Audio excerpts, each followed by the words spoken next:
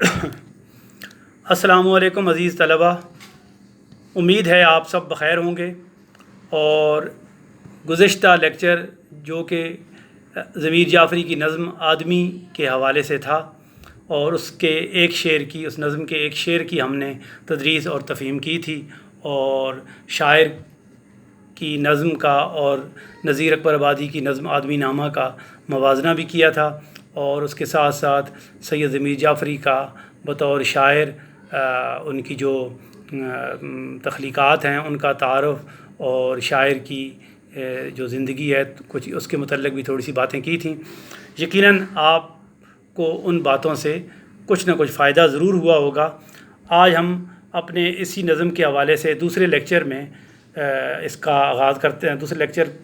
का आगाज़ हम इस नज़्म के दूसरे शेर से करते हैं। तो ये ज़रा देखें कि उर्दू की निसाबी किताब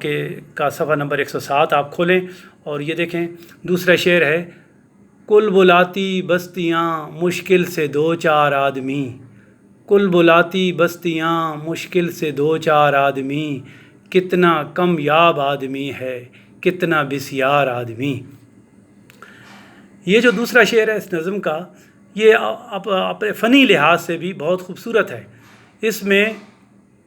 एक तो मुहावरे का इस्तेमाल किया गया है दो चार के लफ्ज़ से, फिर ये दो चार का लफ्ज़ बतौर इहाम के भी इस्तेमाल हुआ है। इसमें इहाम भी पाया जाता है, एक दो चार होना यानी आमना सामना होना, सामना करना, फेस करना, और एक दो चार यानी कि ये इहाम इस वाले से है कि ये दो चार के मानों में आ रहा है कि बड़ी मुश्किल से बस दो चार आदमी हैं, यानी इसमें फिर इहाम भी है। और तज़ाद की कैफियत दूसरे मिसरे के अंदर मौजूद है कि कितना कम याब आदमी है कितना बिस्यार आदमी। तो कम याब जो बहुत कम हो, बहुत थोड़ा हो, यानी बहुत थोड़ा पाया जाए, और बिस्यार का मतलब ज़्यादा, यानी जो बहुत ज़्यादा मौजूद हो। तो कम याब और बिस्यार में फिर ये तज़ाद भी है। और इस तरह ये शेर फ़नी हवाले से इसके अंदर मुहावरे की खूबी भी आ गई, इहाम की सनत और सनत तज़ाद का जो है वो भी इसमें इनको भी बरता गया है, इन दोनों सनतों को। और इन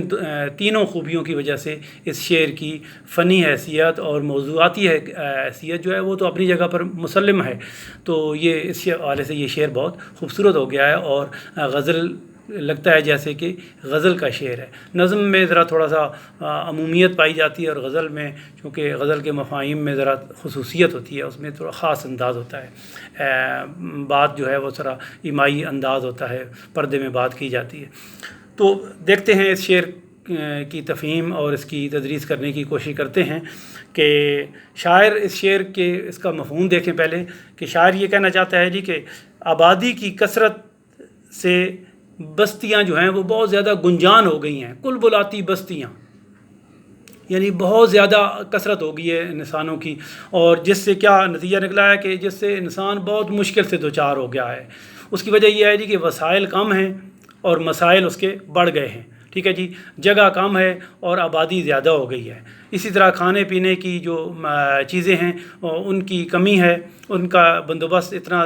नहीं किया गया, जबकि आदमी जो हैं वो उनकी तादाद जो है वो ज़्यादा हो गई, आबादी बढ़ गई है। तो दूसरे मिसरे में शायर कहता है जी कितना कम याब आदमी है कितना बिस्यार आदमी। तो कहता है जी कि आदमी तो बहुत ज़्यादा हैं मगर उनमें सही मानों में जिसको हम आदमी या इंसान कहें वो बहुत कम है।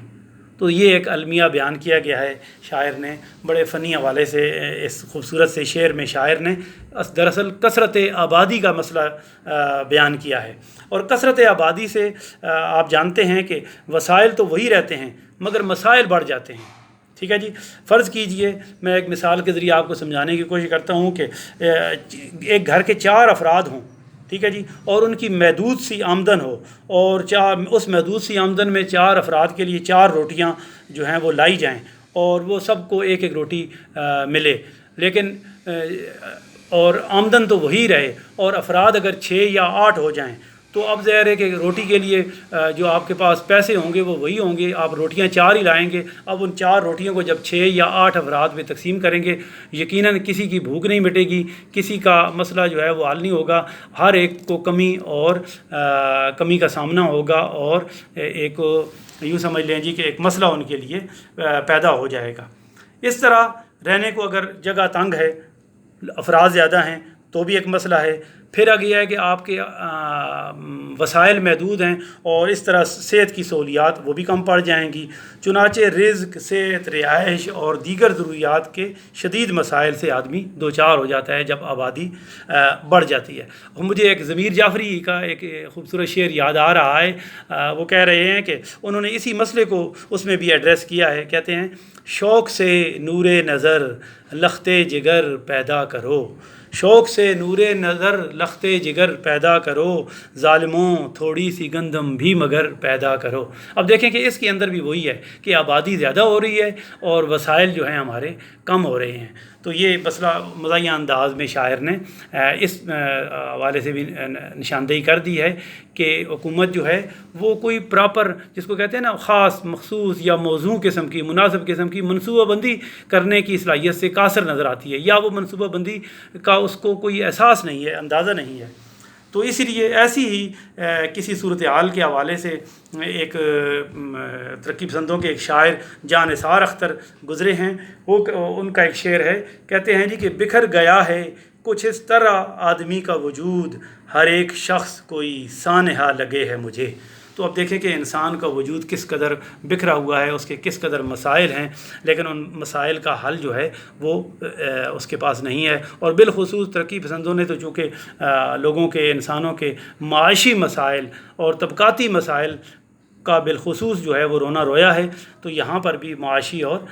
وہی مسائل طبقاتی جو ہیں وہ ہیں۔ یہاں پر بھی جو اہم لوگ ہیں، جو بڑے لوگ ہیں، ان کے لیے تو سہولیات یا ان کے پاس تو وسائل ہیں کہ وہ ہر چیز خرید سکتے ہیں، اپنا علاج کرا سکتے ہیں، اپنے لیے بڑے گھر بنا سکتے ہیں، اپنے لیے تمام آسائشات، سہولیات، بلکہ سامان تعیش بھی وہ خرید سکتے ہیں۔ لیکن عام آدمی جو جن کی تعداد ملک کا کوئی 80-85% ہوتی ہے، تو وہ لوگ ان چیزوں سے محروم ہیں۔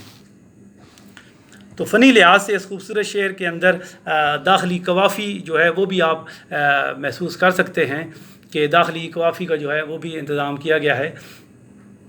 تو اس حوالے سے بھی دیکھیں تو یہ ان ساری خوبیوں کی وجہ سے یہ شعر زیادہ اس کی اہمیت جو ہے وہ بن گئی ہے۔ اچھا دیکھیں کہ طلبہ یہ دیکھیں کہ ایک یہ کہ آدمی مشکلات کا سامنا کر رہا ہے، دوسرا کثرت آبادی میں صحت مند اور ذی حواس یا ذی ہوش انسانوں کی تعداد کم ہو رہی ہے، اور وہ محض 2-4 ہی نظر آتے ہیں جو باعزت اور باسہولت زندگی گزار رہے ہوتے ہیں۔ تو گویا شاعر آج کے انسانوں کی حیوانی سطح کی زندگی یا مسائل سے بھرپور زندگی سے ناخوش ہے، اور اگر غور کیا جائے تو کسی حد تک اس صورتحال کی وہ مذمت کر رہا ہے، اور اہل اقتدار جو طبقہ ہے ان کو بھی خبردار، بین السطور ان کو بھی خبردار کیا جا رہا ہے کہ وہ کوئی خاص منصوبہ بندی کرنے سے وہ قاصر نظر آتے ہیں۔ اسی وجہ سے عوام جو ہے، آبادی جو ہے، وہ بہت زیادہ مسائل اور کا شکار ہے، اور ان کے وسائل محدود ہیں، اخراجات زیادہ ہیں، ان کے درمیان توازن نہیں ہے۔ اس لیے کہہ رہا ہے کہ کل بلاتی بستیاں مشکل سے 2-4 آدمی، کتنا کم یاب آدمی ہے، کتنا بسیار آدمی۔ تو بظاہر تو انسان بہت زیادہ ہیں، لیکن نہ ان کو صحت کی وہ سہولتیں ہیں، نہ ان کو رہائش کی وہ آسانیاں ہیں، ٹھیک ہے جی، نہ ان کو ان کے وسائل اتنے ہیں کہ وہ اپنے بچوں کی تعلیم اور دیگر ضروریات کا جو ہے وہ مناسب جو ہے وہ بندوبست کر سکیں، اور حکومت جو ہے وہ بھی اتنی بڑی آبادی کو بنیادی ضروریات فراہم کرنے میں ناکام رہی ہے۔ چونکہ وہ ناکام رہی ہے، اسی لیے شاعر نے یہ اپنے ارد گرد مشاہدہ کیا ہے، اور تبھی تو اس صورتحال کو اپنے شعر میں شاعر نے قلم بند کیا ہے۔ اس لیے وہ کہتے ہیں جی کہ چونکہ یہ ان مسائل کی وجہ سے ہمارا ملک جو ہے وہ ایک مسائلستان بن گیا ہے، اور انسان بنیادی ضرورتوں سے محروم ہو چکا ہے۔ آنے والی نسلیں جو ہیں وہ کس طرح، یعنی کس قدر عذاب میں زندگی گزاریں گی، یعنی شاعر اس کا تصور کر کے یا اس کو تخیل، اس کے بارے میں سوچ کے وہ پریشان ہے، کہتا کیونکہ وہ حساس دل و دماغ کا مالک ہے، اس لیے اس صورتحال کا تصور کر کے وہ پریشان ہے، اور مقتدر حلقوں کو بھی اس شعر کی روشنی میں یا اس شعر کی صورت میں خبردار کر رہا ہے کہ آبادی جو ہے وہ بڑھ رہی ہے، اور مسائل جو ہیں انسان کے بڑھتے جا رہے ہیں، اور صحیح معنوں میں جو صحت مند انسان ہیں وہ اس معاشرے میں بہت تھوڑے رہ گئے ہیں، بہت برائے نام رہ گئے ہیں، اور بیماریاں جو ہیں وہ پھیلتی جا رہی ہیں۔ تو یہ کلبلاتی کا لفظ جو ہے یہ بڑا معنی خیز لفظ ہے کہ جس طریقے سے کوئی ہم کیڑوں کو یا اس طرح کے ان چیزوں کو دیکھتے ہیں تو وہ ایک دوسرے کے اوپر لوٹ پوٹ ہو رہے ہوتے ہیں، کلبلا رہے ہوتے ہیں، تڑپ رہے ہوتے ہیں، اس طرح سوسائٹی جو ہے، سوسائٹی کے افراد جو ہیں وہ تڑپ رہے ہیں، مسائل سے دوچار ہونے کی وجہ سے وہ تڑپ رہے ہیں، اور بڑی ہی یوں سمجھ جس کو کہا جاتا ہے جی کہ ایک ایسی زندگی گزار رہے ہیں کہ جو انسانوں کے لیے گزارنا بہت مشکل ہے، یا یوں سمجھ لیں جس کو ہم شاعری میں یہ کہتے ہیں کہ زندگی زندہ رہنا اور جینے میں بڑا فرق ہوتا ہے، ٹھیک ہے جی۔ تو زندہ رہنا جو ہے وہ تو یہ ہے جی کہ آپ خالی پانی پی کے بھی زندہ رہ سکتے ہیں، خالی ہوا سے بھی زندہ بندہ رہ سکتا ہے، لیکن جینا جو ہے، جینے کے لیے بہت ساری ضروریات اور بہت ساری چیزوں کی اور بہت ساری مسائل کے حل کی ضرورت ہوتی ہے، جو تبھی جینے کا مزہ ہے، ورنہ زندہ رہنا، سانس لینا یہ کوئی زندگی نہیں ہے۔ اسی لیے ایک شاعر نے کہا تھا نا کہ سانسوں کے سلسلے کو نہ دو زندگی کا نام، جینے کے باوجود بھی کچھ لوگ مر گئے۔ تو یہ جو بظاہر لوگ ہیں نا، یہ چلتے پھرتے جو نظر آتے ہیں، تو اسی لیے شاعر نے کہا تھا نا کہ چلتے پھرتے ہوئے سایوں سے ملاقاتیں ہیں، زندگی کشف و کرامات نظر آتی ہے۔ ایسے لگتا ہے جیسے سائے جو ہیں وہ چل پھر رہے ہوں، جن کے اندر کوئی احساس، کوئی زندگی، کوئی کچھ بھی نہیں ہے۔ تو یہ ایک کثرت آبادی سے جو مسائل جنم لیتے ہیں ان کا حوالہ جو ہے شاعر نے یہاں پہ دیا ہے، اور ان مسائل سے ہمیں آگاہ کرنے کی کوشش کی ہے۔ اگلا شعر ہے جی: پتلی گردن، پتلے ابرو، پتلے لب، پتلی کمر، جتنا بیمار آدمی اتنا ترا دار آدمی۔ تو یہ شعر جو ہے یہ بھی اصل میں یہ جو ابھی جس شعر کی ہم نے تدریس اور تفہیم کی کوشش کی ہے، دوسرا شعر تھا کلبلاتی بستیاں، یہ شعر اسی کی مزید توسیع ہے، یعنی اسی بات کو مزید آگے اس کے نتائج اور وہ سامنے لانے کی کوشش کی ہے شاعر نے۔ بظاہر تو اس نے بات کی ہے کسی فیشن کی، کہ آج کل فیشن جو ہے وہ آ گیا ہے کہ لوگوں کے پتلی کمر اور پتلے لب اور پتلی گردن اور پتلے ابرو، ٹھیک ہے جی، اور جتنا آدمی بیمار نظر آتا ہے بظاہر اتنا ہی اس کو لوگ ترادار یعنی کہ فیشنی اور کوئی بانکا یا سجیلا اس کو سمجھا جاتا ہے۔ تو ہمارے ہاں یہ ایک بڑا مسئلہ ہو گیا ہے، ایک رواج یہ بھی فیشن یہ بھی چل پڑا ہے، لوگوں کو سلم اور سمارٹ بننے کا جو ہے وہ شوق چرایا ہوا ہے۔ تو شاعر نے اس فیشن کے پردے میں دراصل اس پچھلے ہی مسئلے کو کہ آبادی کی کثرت کی وجہ سے لوگوں کو مناسب خوراک میسر نہیں ہے، رہائش کی مناسب سہولتیں میسر نہیں ہیں، زندگی کی بنیادی ضرورتوں سے وہ محروم ہو چکا ہے، اس وجہ سے وہ اتنا کمزور ہو رہا ہے، بیمار ہو رہا ہے، اس کی رنگت جو ہے وہ بھی زرد ہو چکی ہے، یعنی رنگت بھی وہ اس کی نہیں رہی، اور ہر لحاظ سے وہ آدمی جو ہے بالکل ایک چلتا پھرتا ہوا سایہ اور کمزور سا وہ نظر آتا ہے۔ لیکن جدید دور میں اس کو سمارٹ اور سلیم اور اس کو یوں سمجھ لیں جی کہ ترادار جو ہے وہ بنا دیا گیا ہے۔ تو دیکھیں عزیز طلبہ، شاعر نے عہد حاضر کے حسن اور فیشن کے معیار پر دراصل طنز کیا ہے کہ آدمی جتنا بیمار نظر آئے نا اسے اتنا ہی خوبصورت سمجھا جا رہا ہے، خوبصورت تصور کیا جا رہا ہے۔ تو اس شعر میں ایک طرح سے یہ طنز اس انداز میں بھی موجود ہے کہ شاعر نے آج کل کے مردوں کو جو عورتوں سے مشابہت یعنی یا لڑکیوں سے لڑکوں کو جو لڑکیوں سے مشابہت کی خواہش میں وہ نازک اندام ہو چکے ہیں، ٹھیک ہے جی، اور ان کی نزاکت اور نازکی کو طنز کا نشانہ بنایا گیا ہے، حالانکہ یہ نزاکت اور نازکی تو عورتوں کی فطرت ہے، عورتوں کا حسن ہے، جبکہ مرد جو ہے نا وہ تو باہر کی چیز ہے، جس کو ہم کہتے ہیں نا وہ کمانے اور مشکلات سے لڑنے والی مخلوق ہے۔ تو اس فیشن کی وجہ سے ہم دیکھتے ہیں جی کہ آج مردوں میں عورتوں کی طرح لمبے بال رکھنا اور ان کی طرح کے کپڑے پہننا اور بننا سنورنا اور اس طرح کا میک اپ وغیرہ کرنا، تو یہ جو ہے اس کو کیا کہتے ہیں وہ شروع کر دیا گیا ہے، اور اس سے شاعر محسوس کرتا ہے جی کہ آج کے آدمی کے اندر مردانہ پن اور جرأت و جوانمردی کے جو جوہر تھے وہ ختم ہوتے جا رہے ہیں، ناپید ہوتے جا رہے ہیں، جو اصل میں مردوں کا حقیقی حسن ہے۔ مردوں کا حقیقی حسن تو یہی ہے نا کہ اسی لیے کہتے ہیں نا کہ اسی لیے انور مسعود کا ایک شعر میرے ذہن میں آیا ہے۔ انور مسعود فرماتے ہیں کہ مرد ہونی چاہیے، خاتون ہونا چاہیے، مرد ہونی چاہیے خاتون ہونا چاہیے، اب گرامر کا یہی قانون ہونا چاہیے۔ تو آپ دیکھیں کہتے ہیں گرامر کا اب یہ قانون ہونا چاہیے جی کہ مرد جو پہلے ہوتا تھا اب اس کو ہونی چاہیے، اور عورت جو پہلے ہوتی تھی، خاتون جو پہلے ہوتی تھی، اب اس کو ہونا چاہیے۔ تو عزیز طلبہ، حقیقت بھی یہی ہے کہ مرد کارزار حیات میں مصروف پیکار رہتا ہے، ایثار، قربانی، جہاد، یہ ریاضت اور محنت و مشقت اور رزق کی تلاش کرنا، یہ مردوں کا کام ہے، ٹھیک ہے جی۔ اور آج کا فیشن زدہ آدمی جو ہے نا، وہ پتلی کمر، پتلے لبوں، پتلے وجود کے ساتھ یہ مشکل بھاری بھرکم، یا جس طرح فرہاد کے متعلق آتا ہے کہ اس نے